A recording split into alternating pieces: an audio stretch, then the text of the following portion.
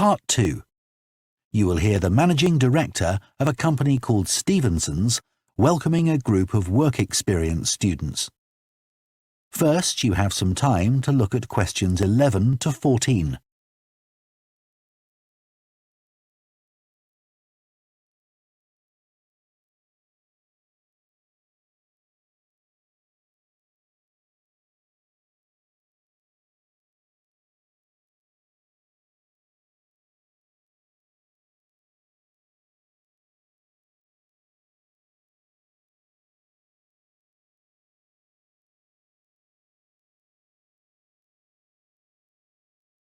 Now listen carefully and answer questions 11 to 14. Good morning everyone and welcome to Stevenson's, one of the country's major manufacturers of metal goods. Thank you for choosing us for your 2 weeks of work experience. My name is Julia Simmons and since the beginning of this year I've been the Managing Director. Stevenson's is quite an old company.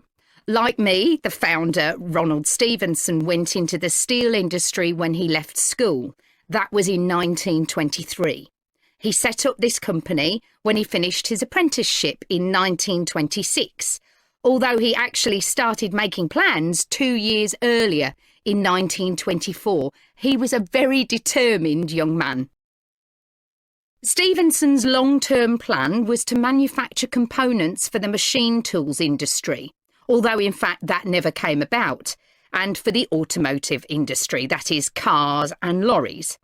However, there was a delay of 5 years before that happened, because shortly before the company went into production, Stevenson was given the opportunity to make goods for hospitals and other players in the healthcare industry. So that's what we did for the first 5 years. Over the years, we've expanded the premises considerably. We were lucky that the site is big enough, so moving to a new location has never been necessary. However, the layout is far from ideal for modern machinery and production methods, so we intend to carry out major refurbishment of this site over the next 5 years.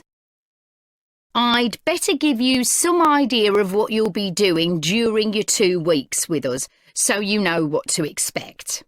Most mornings you'll have a presentation from one of the managers to learn about their department, starting this morning with research and development. And you'll all spend some time in each department, observing what's going on and talking to people, as long as you don't stop them from doing their work altogether. In the past, a teacher from your school has come in at the end of each week to find out how the group were getting on, but your school isn't able to arrange that this year. Before you hear the rest of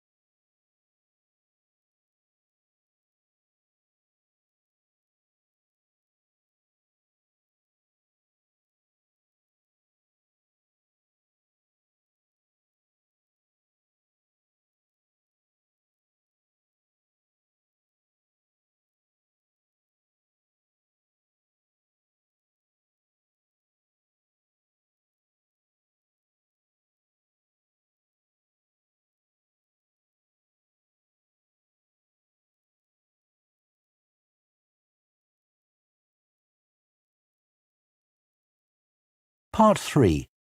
You will hear 2 students called Jess and Tom discussing their art projects.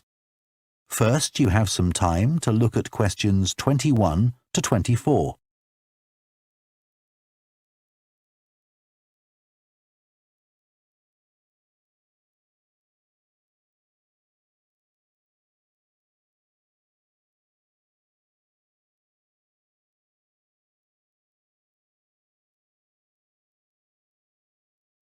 Now listen carefully and answer questions 21 to 24.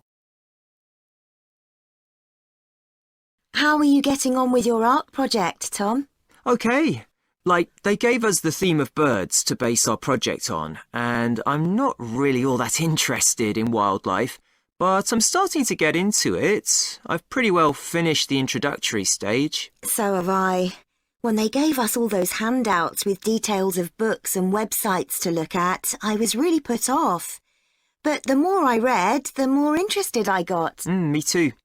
I found I could research so many different aspects of birds in art. Colour, movement, texture. So I was looking forward to the bird park visit. What a letdown. It poured with rain and we hardly saw a single bird. Much less use than the trip to the Natural History Museum. Yeah. I liked all the stuff about evolution there. The workshop sessions with Dr. Fletcher were good too, especially the brainstorming sessions. I missed those because I was ill. I wish we could have seen the projects last year's students did. I suppose they want us to do our own thing, not copy. Have you drafted your proposal yet? Yes, but I haven't handed it in. I need to amend some parts. I've realised the notes from my research are almost all just descriptions. I haven't actually evaluated anything, so I'll have to fix that. Oh, I didn't know we had to do that. I'll have to look at that too. Did you do a timeline for the project? Yes, and a mind map. Yeah, so did I. I quite enjoyed that. But it was hard having to explain the basis for my decisions in my action plan. What? You know, give a rationale. I didn't realise we had to do that. OK, I can add it now. And I've done the video diary presentation and worked out what I want my outcome to be in the project. Someone told me it's best not to be too precise about your actual outcome at this stage, so you have more scope to explore your ideas later on. So I'm going to go back to my proposal to make it a bit more vague. Really? OK, I'll change that too then. Before you hear the rest of the discussion,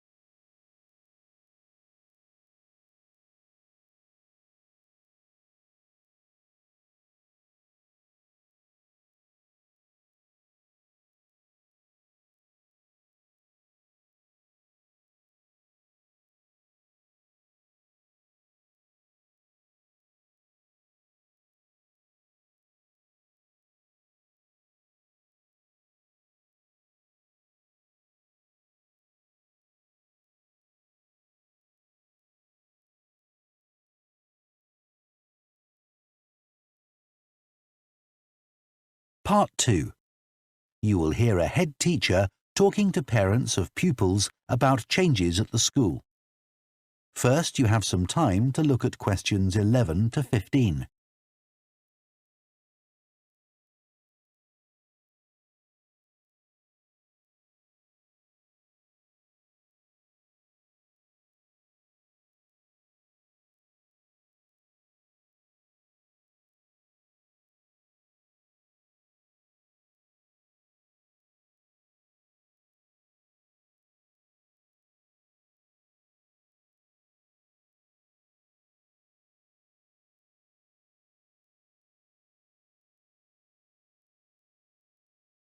Now listen carefully and answer questions 11 to 15. Good morning, and thank you for coming here today. I'd like to bring you up to date with changes in the school that will affect your children. As you know, the school buildings date from various times, some from the 1970s, some from the last 5 years, and of course Dartfield House is over a century old. It was commissioned by a businessman, Neville Richards, and intended as his family home, but he died before it was completed. His heir chose to sell it to the local council, who turned it into offices.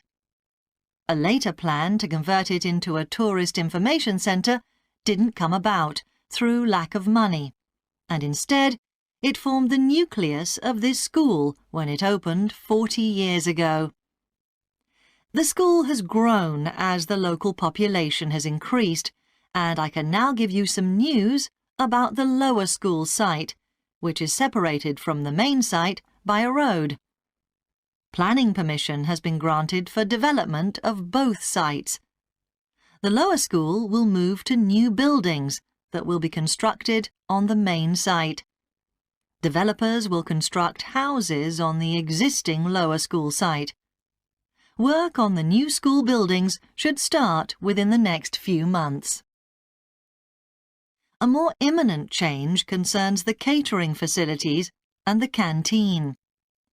The canteen is always very busy throughout the lunch period. In fact, it's often full to capacity because a lot of our pupils like the food that's on offer there. But there's only one serving point, so most pupils have to wait a considerable time to be served. This is obviously unsatisfactory, as they may have hardly finished their lunch before afternoon lessons start. So, we've had a new food hall built, and this will come into use next week. It'll have several serving areas, and I'll give you more details about those in a minute. But one thing we ask you to do to help in the smooth running of the food hall is to discuss with your children each morning which type of food they want to eat that day, so they can go straight to the relevant serving point. There won't be any junk food.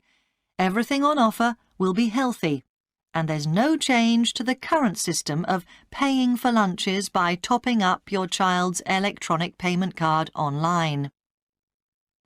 You may be wondering what will happen to the old canteen.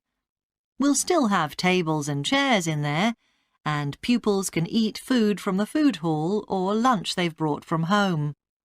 Eventually, we may use part of the canteen for storage, but first, we'll see how many pupils go in there at lunchtime. Before you hear the rest of the talk, you have some time to look at questions 16 to 20.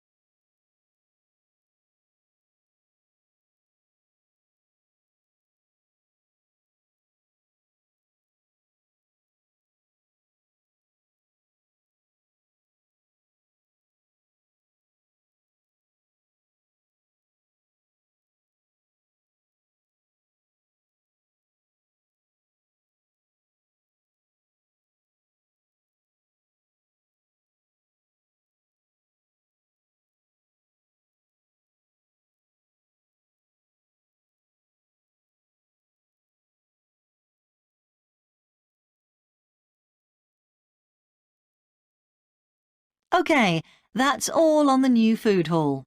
Now, after-school lessons. These are very popular with pupils, particularly swimming. In fact, there's a waiting list for lessons. Cycling is another favourite, and I'm delighted that dozens of pupils make use of the chance to learn to ride in off-road conditions. It means that more and more cycle to and from school every day. As you know, we have a well-equipped performance centre, and we're going to start drama classes in there too.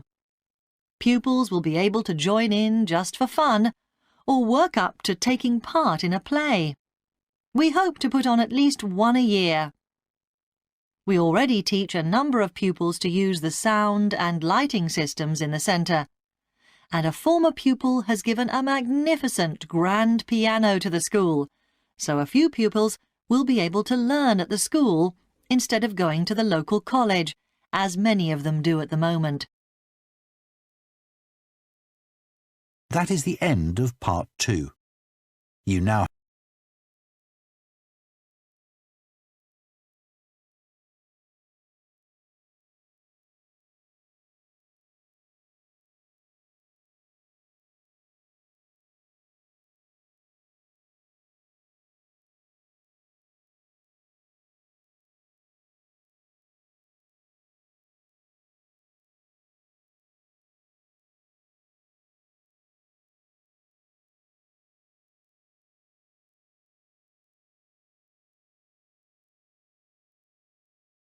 Part 3. You will hear 2 psychology students called Luke and Susie discussing their assignment on sleep and dreams. First, you have some time to look at questions 21 to 24.